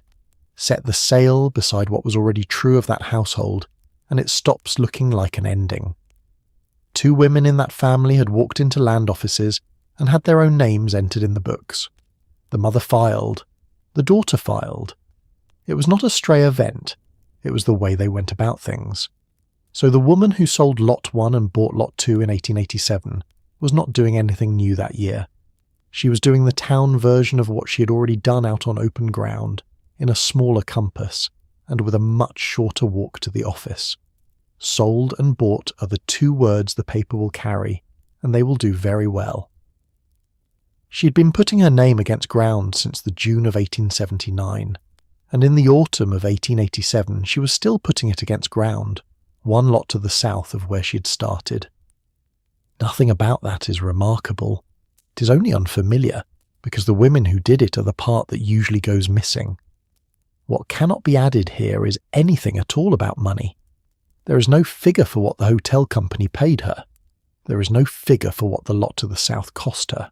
Nobody has produced the deeds, and so nobody can say whether she came out of that year better off or worse off than she went into it. The temptation to guess is best left alone, and it is a strong temptation, because a sale looks as though it ought to mean something. A woman sold a corner building and bought a smaller lot beside it. That could mean 4 or 5 quite different things about her circumstances, and every single one of them would be a story rather than a fact, and money is where most of the questions people actually want to ask about her would be settled. Whether the sale was a good one for her, whether she came to the arrangement early or late, whether the small house on Lot 2 was a comfortable landing or a narrow one. Not one of those has a single page standing behind it, so the sale stays what it is on paper. A property changed hands in a small town, a building was put to a new use, and the woman in the middle of it left no figure behind her at all. So it stays where it belongs, which is out. Stand the whole thing on the corner and it comes out simple. 1880. A widow and 3 children came into a new town and settled on a double lot with a big house standing on it. 1887. The house was bought, moved a few feet, and put to work as a kitchen. The woman moved 1 lot south. 1904. The small house stopped being where she lived. 1991. The kitchen came down. 111 years on one corner of one street, and for 104 of them, the same timber went on standing over somebody's dinner. There is no drama in a list like that, and there was never meant to be. It is a set of things that happened, in the order they happened, on a piece of ground about the size of 2 town lots. Almost everything anybody has ever wanted from this family took place inside a rectangle that could be walked across in half a minute. 4 dates and a rectangle. That is what 111 years comes to, once everything nobody bothered to write down has been taken out of it, and the rectangle is still there. Lots do not move. Streets in a town that has been platted stay where the plat put them. The corner of ground a widow came to in 1880 is the same corner of ground it always was, whatever happens to be standing on it now. So the question that hangs over the winter has an answer of a kind, and the answer is about afterwards. What she did inside that house while the town was shut in cannot be got back. What she did once the town had grown enough to want a hotel sits on a page with a date printed at the top of it. She sold, she bought, she stayed. 3 verbs, not one of them dramatic, and every one of them hers. The house went on standing a few feet from where it had always stood, doing much the same work for other people, for 104 years more. She went on living 1 lot to the south, in a house nobody thought to write anything about except that it was small. That is the middle of her life, as far as it can be set down now. A notice in May, a hotel in October, a kitchen, a small house, 17 years with almost nothing written in them. A woman of 50, 1 lot south of where she had been. The same street, the same town, and the roof she used to sleep under still standing a few feet off, full of other people's cooking. Her son had a name, and it is not the one that most printed pages carry. His legal name was Oscar Edmund Garland. He was born with it, and he lived his whole life under it. In Smet and in the country around Smet he was called Cap. He was also called Ed. Those 2 short names are what he answered to among the people who knew his face and his walk. A 3rd name travels in print, and that 3rd name is Edward. It is wrong. It grew out of the nickname, out of the small syllable Ed, which somebody at some point read as a shortening of Edward rather than of Edmund. Once it had been set in type, it was copied, and then copied again, by writers who had no cause at all to doubt it. The Memorial Society at Smet states the matter plainly for anybody who asks. Oscar Edmund Garland, called Cap, not Edward. The correction is a small one, and it is easily made. A name is the first thing a stranger is handed about a man, and very nearly the last thing left of him. A nickname is a household thing. It is made at a kitchen table or in a schoolyard, and it belongs entirely to the people who use it. Ed was that kind of name. It was short and quick and worn smooth by use, and it needed no explaining to anybody in that county. Print is a different country altogether. Print wants a full name, a proper name, the sort of thing that sits at the head of a column and looks settled. When the full name is not to hand, somebody supplies one. Edward is what got supplied. It was never a lie, and it was never meant as one. It was a guess that hardened. It hardened because a guess looks exactly like a fact once it has been set in even lines of type and printed on good paper. Nobody called him Edward while he was alive. The word belongs to the people who set the type. It has outlasted a great many things that were true. Cap is the name the books carry, and the books are how nearly everybody meets him. In the pages of the long winter, he is the boy who rides out over the snow after wheat and comes back with it. That is what the book says. It is a fine thing to be remembered for. It is also worth holding lightly. A book is a book. The boy on the page is made partly out of a real young man and partly out of a woman's memory of him, set down a long time afterwards. Families have read those chapters aloud to one another for the better part of a century. The name Cap has travelled further than the man who wore it ever did, and underneath all of that there was an ordinary young fellow in Kingsbury County called Ed, by half the people who knew him. He went out to work in the autumn the way everybody around him went out to work, so there are two names to hold at once. There is Cap, who belongs to the page and to the snow, and to a rider novelist set down long afterwards, and there is Oscar Edmund Garland, who belongs to a county in Dakota, and who was called Ed at the door and at the table. The two are the same young man. They are not the same size. One of them has been read aloud in 1,000,000 houses, and the other one has a stone. Getting the legal name right is not a correction that needs making loudly. It is a small courtesy paid to somebody who cannot make it for himself. And it matters here in particular because the person being followed is his mother, and a mother does not call her son by the name printed on the spine of a book. Somebody chose those two names for him when he was born. Oscar, Edmund. They are not casual names, and they were not picked out of the air. A name of that sort comes from an uncle or a grandfather or a preference somebody in the family had. It gets written into the family book in a careful hand. It is what a mother says when she's being serious. Then the world gets hold of the child, and the world shortens everything. He came out of the house as Oscar Edmund, and he came back in the evening as Ed, and out among the other boys he was Cap. None of that is unusual. Every household in that country worked the same way. What is unusual is that the shortening outlived the whole of the rest of it. It got itself mistaken for something else altogether. It went into print in a form nobody in that family would have known. On the 3rd of November, 1891, he was at work on a steam threshing rig in Badger Township, in Kingsbury County. The boiler of that rig exploded. He died that day. He was 26 years old. Badger Township is farm country, a grid of section roads and fields and fence lines with a name on the county map, and not a great deal else. Threshing was the last heavy work of the year. The grain had been cut and stacked out in the fields through the late summer. Then the machine came around from one place to the next, and the crews fed the stacks into it until the job was finished. By the 3rd of November, that season was nearly done. In that country, the mornings are cold by then, and the ground is hard underfoot. He was 26, which is old enough for a man to be trusted with an engine, and young enough that nobody standing near him was thinking about endings. The year on that prairie had a shape, and threshing sat near the end of it. Ground was broken in the spring, seed went in. The crop came on through a summer that could ruin it in an afternoon with hail or with wind. Then the binder went through, and the grain was cut and set up in shocks to dry, and the shocks stood in the stubble in long rows. Threshing was the day the whole year finally turned into something a family could sell. Everything before it was work done on credit. The crew came and the machine came and the belt ran. Grain went into sacks and wagons and off to the elevator, and a farm found out at last what its year had actually been worth. It was the busiest stretch of the calendar and the most hopeful one.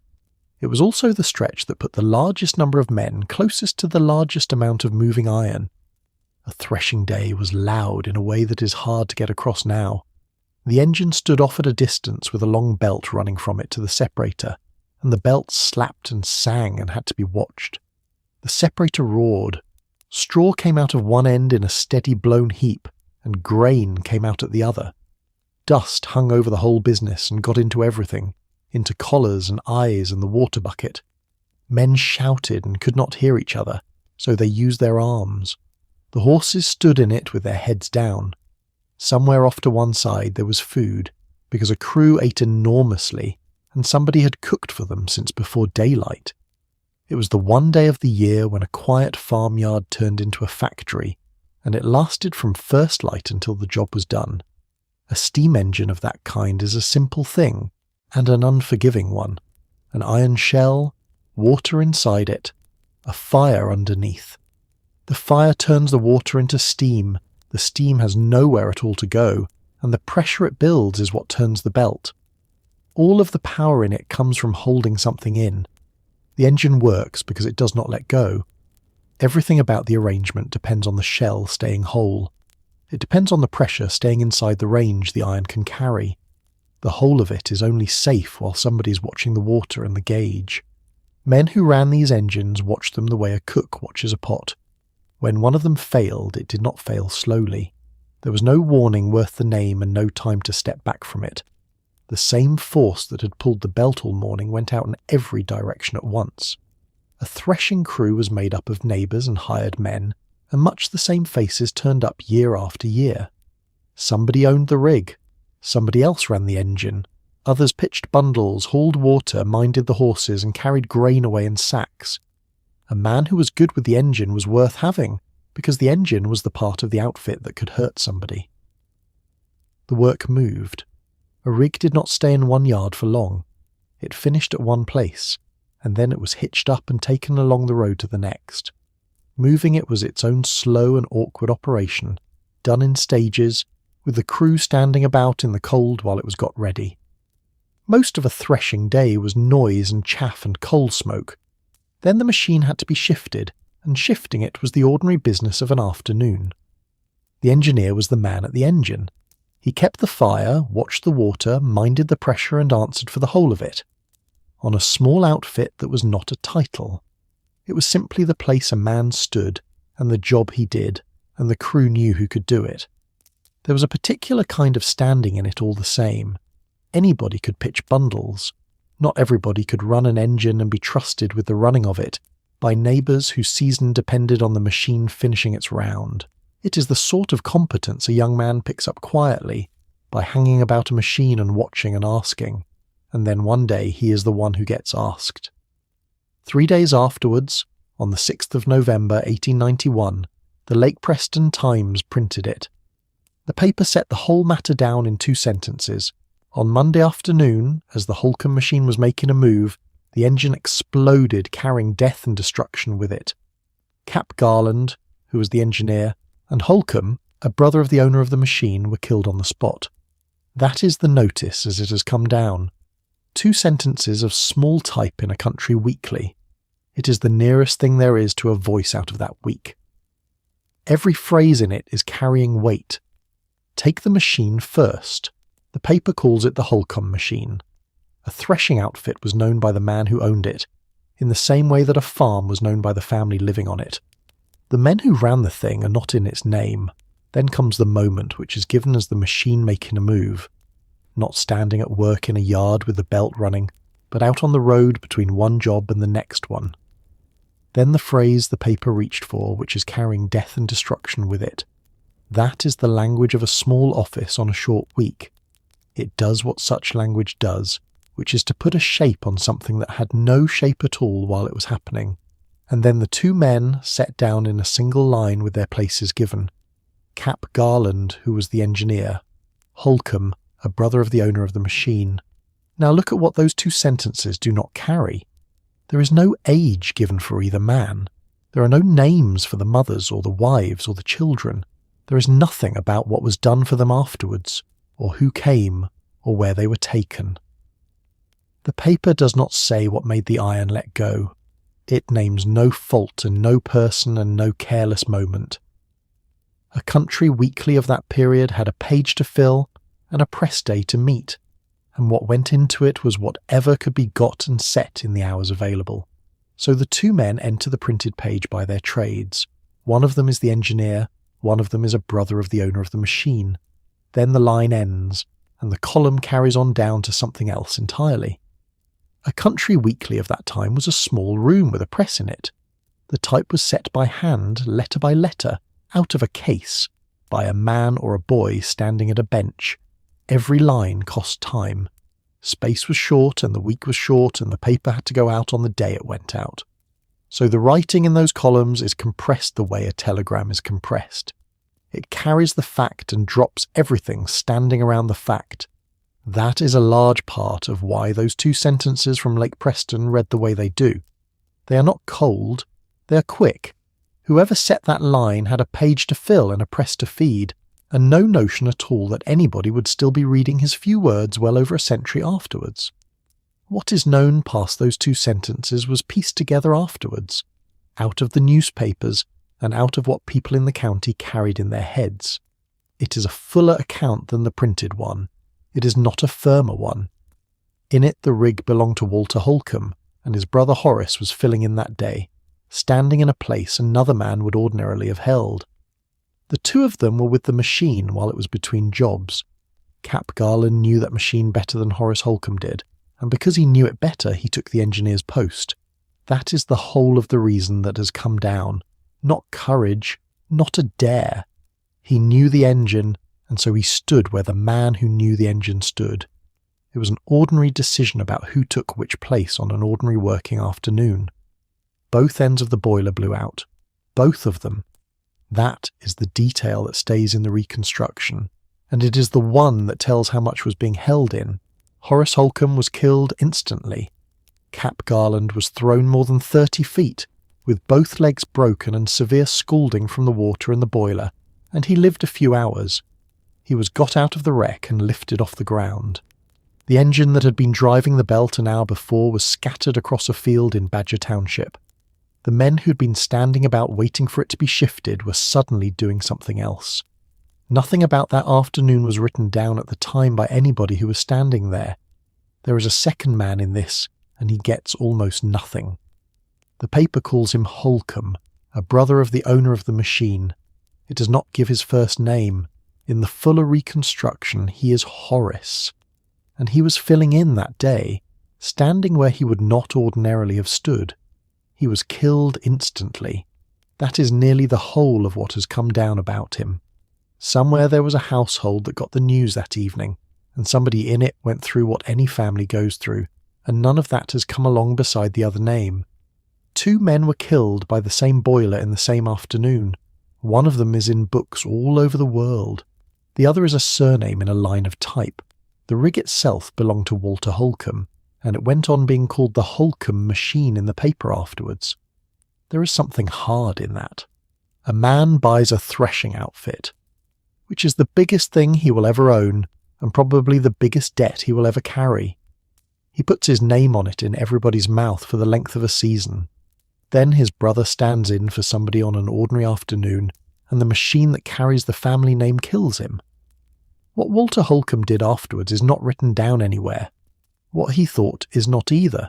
He is in the printed line only as the owner of the machine, which is the smallest way a man can appear in the worst week of his life.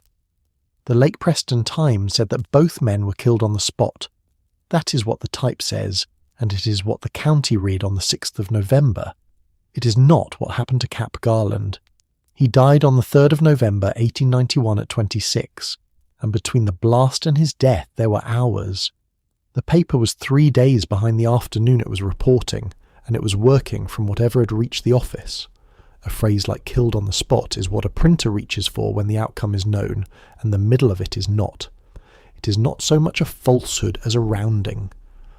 But what it rounds away is the part that mattered most to everybody standing in that field. For some hours after the boiler let go, the young man was still alive. What those hours were like in that field is not written down. There were men there, and there was a young man alive on the ground among the ruin of a machine. Nothing of it was set down at the time, and nothing of it is known now. What is certain is that at some point during those hours, one of the men understood that Cap Garland was not going to live through them, and at that point somebody thought of his mother, 20 miles off into Smet, and men went for horses. Men rode roughly 20 miles to Smet to fetch her. They did not ride because there was hope in it. They rode because they knew he would not live, and because a mother is sent for. 20 miles of open country on a November afternoon is a hard ride and a long one. It is measured in hours rather than in minutes. The light would have been going the whole time they were on it. At the far end of that road there was a town and a street and a house on it. Inside the house was a woman going about the ordinary business of her afternoon, who had not yet been told that anything had happened. The riders were carrying that toward her at the speed of a horse. 20 miles is a number that has to be felt rather than read. In that country the roads ran on the section lines. A rider went a mile straight, and then a mile straight again, with the corners squared off and the wind doing whatever it liked with him. There were no trees to speak of to break it. In November the sloughs were half frozen, and the ruts had gone hard. A horse can hold a good pace over ground like that. A man in a hurry will ask it for more than he ought to, and horses were what there was. Somebody rode it that afternoon. Nobody wrote down which men went, or what horses they took, or a word of what they said to each other on the way. Whether she reached him is not known. It is not written down anywhere. Nobody set down the hour the riders got to Smet. Nobody set down how long it took them to find her, or what she took with her, or whether the road back was quick enough. There is no next line. There is a young man in a field in Badger Township. There are men on horses going across country with the news. There is a woman in Smet who has not been told. And there the writing stops. Both endings are easy to picture, and neither of them is known. In one of them she reached him and he knew her. In the other the road was simply too long. People who care about this family have imagined it both ways, and the imagining is natural enough because a mother and a dying son is the oldest shape there is. Underneath the imagining there is nothing to stand on. No line, no letter, no note in the back of a family book. What is solid is the ride itself, Men on horses 20 miles on a November afternoon, going for his mother because they knew. Past that, the ground gives way. There is one more absence in all of this, and this one is physical. The Smet leader printed a paper every week, and the Memorial Society at Smet holds the file copies, which are the bound run of the town's own weeks. In the issue that carried Cap Garland's obituary there is a hole. Somebody cut it out. The piece is gone, a column wide, clean out of the page, and whatever had been printed on the back of it went with it. So the obituary of the one young man in that town whom readers all over the world would later come looking for is missing from the town's own file. It is missing because at some point somebody took a blade to the page. Nobody knows who did it. Nobody knows when. It might have been a year afterwards, and it might have been 50. There is no name attached to the act and no reason attached to it, and every reason that comes to mind is an invention. Somebody wanting it for a scrapbook. Somebody wanting it gone. Somebody with nothing in their head at all beyond a pair of scissors and a piece of paper they had taken a fancy to. Each of those is a small tale about a person nobody has ever identified.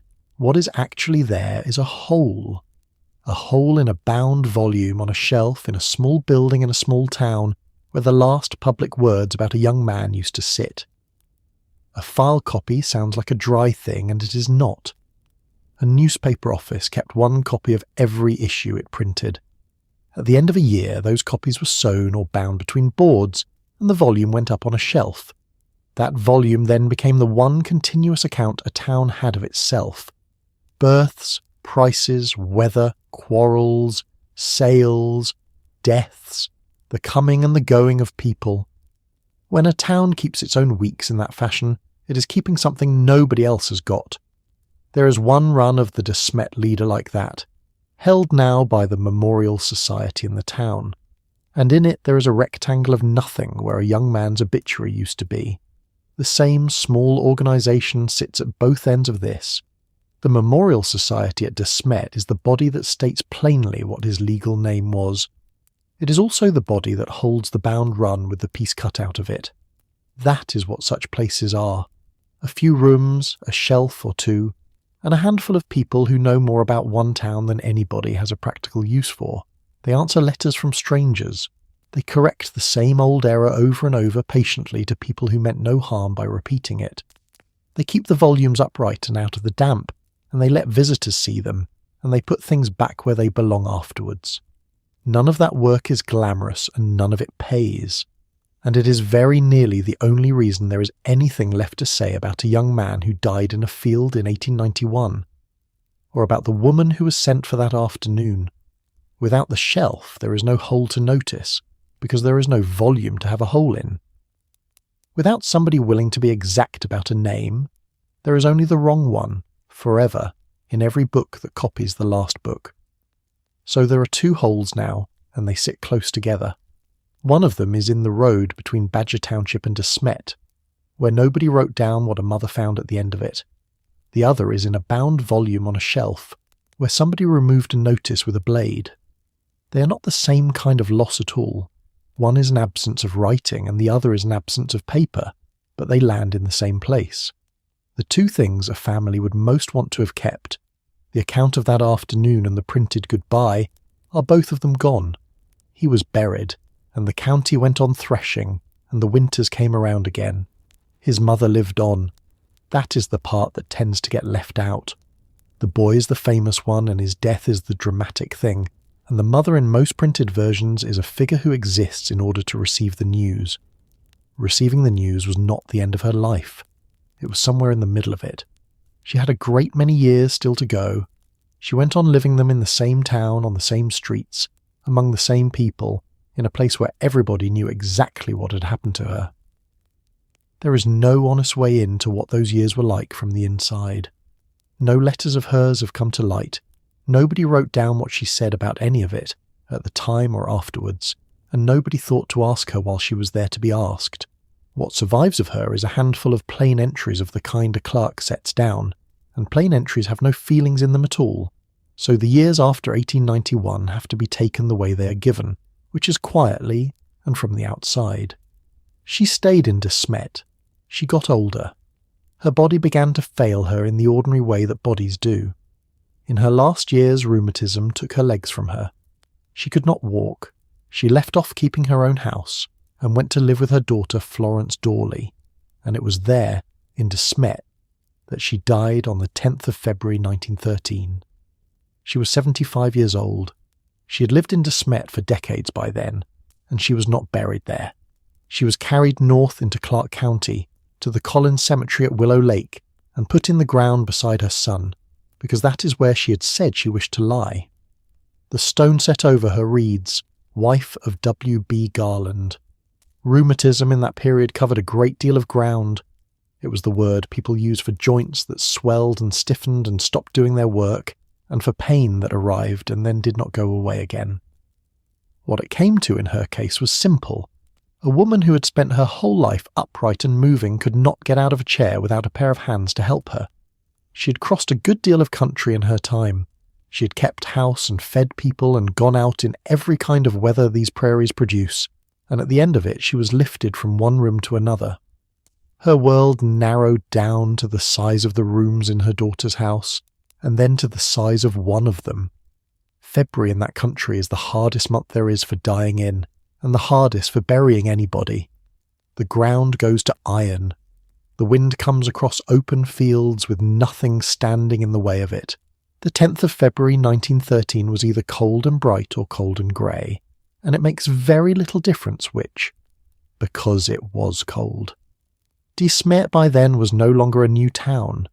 There were trees in the yards that had gone into the ground as sticks.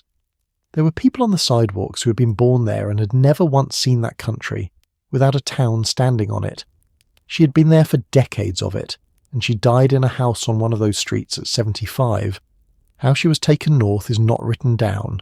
There was a railroad through that country by then, and there were wagons, and in February there were sleighs, and any of the three would have served. Somebody made the arrangements. Somebody paid for them. A coffin went up into Clark County in the middle of a Dakota winter. Men had to open ground that was frozen solid to put it in, which is slow work done with picks and fire and patience. None of that was thought worth writing down. It was simply what was done for people in February, in that country every year, by neighbours who expected the same to be done for them. And at the end of it, she was where she had said she wanted to be. The burial is the part that says the most about her. She had spent decades of her life in Smet. Her surviving daughter was there. Her neighbours were there, and the streets she knew were there, and the people she had lived among were in the ground there. She was not buried with them. She was taken up into Clark County instead, to Willow Lake, to the Collins Cemetery. That was out of the county she had lived in, and away from the town that knew her. Her son had been put in the ground there in 1891, and she had said she wanted to lie beside him. It was the last arrangement she made, and it is the only one anybody wrote her reason down for. And then there is the stone. The line cut on it names her by her husband's initials, and it reads, "Wife of W.B. Garland." That was the ordinary form for a married woman of her generation. A great many stones in that country and in every country around it read the very same way. A woman was set into the ground as somebody's wife. The mason cut the husband's letters, because that is what a stone said in 1890 and in 1913 and for a long while after. It was not an insult, and it was not a judgment handed down on her by her family. It was the convention, in the way that a printed form has boxes on it, and the boxes are simply the boxes. A stone holds very little, and it holds it for a very long time. There is room on one for a name and 2 dates and a relationship, and if the family can afford it, a line of scripture or a word like mother. That is the whole of the space. Everything a person did across 75 years has to be left off it, because there is nowhere for any of it to go. No stone anywhere says that a woman fed a town full of strangers, or crossed half a continent with children, or sat up all night with somebody else's fever. The stones only carry the frame. What was inside the frame goes into people's heads. Then those people die too. After 2 generations, there is the stone and the grass and whatever somebody happened to write down at the time. The words on the stone put her beside her husband. The ground puts her beside her son. Those are 2 different arrangements, and only one of them was hers to ask for, and she asked for it and got it. So whatever is cut across the top of her, what lies under the grass at Willow Lake is a mother and the young man who was killed at 26. They are in the same row, in the same corner of the same small cemetery. It is a county she had no other particular reason to be lying in. She went to him. He did not come back to Smet to her. Count the years lying between the two of them. He died on the 3rd of November 1891. She died on the 10th of February 1913. That is 21 years and a few months that she went on without him. 21 Novembers. 21 times the 3rd of the month came around and was a day like any other to everybody in Kingsbury County except to her. Nothing at all was written down about a single one of them. There is no line anywhere that says what she did on that date, or whether she marked it, or whether she ever went up to Willow Lake and stood there in the grass. Those years are as blank as the road out of Badger Township. A grave is not a small statement. Most of what a person decides gets used up in the living of it. Meals get eaten, houses get sold, and clothes wear out and go for rags. The place a body is laid is one of the very few decisions that stays put and goes on saying the same thing to anybody who walks past it. She could have gone into the ground at Smet, among the people she had spent her working life with, in the town where her daughter was living. She did not. She had herself carried into another county to lie in a row beside a young man who had been dead for 21 years. Whatever else she had wanted in her life and not been given, she was given that. What is left of her comes down to a short list, a name that was printed wrong for 100 years and can be put right in one sentence, a date, the 3rd of November 1891, and a township, and a boiler that let go at both ends. 2 sentences in a country weekly, 3 days late, saying more than the office knew, and far less than anybody wanted. A ride of 20 miles that ends exactly where the writing ends. A hole in a bound volume. A woman who could not walk, in her daughter's house, in February. And a stone at Willow Lake with her husband's initials on it, standing over ground that she chose herself. That is not a great deal to hold a life in, and it is more than most lives get. She's at Willow Lake in Clark County, in the Collins Cemetery, beside her son. The wind up there is the same wind. The grass comes up every year and is cut and comes up again the year after. The stone stands where the mason set it, and the arrangement she asked for has held for more than 100 years now. It will go on holding without any help from anybody at all. Margaret Frances Pettit Garland, who died at 75 and was carried up into Clark County to be laid beside the young man the books call Cap. She got what she asked for. Good night.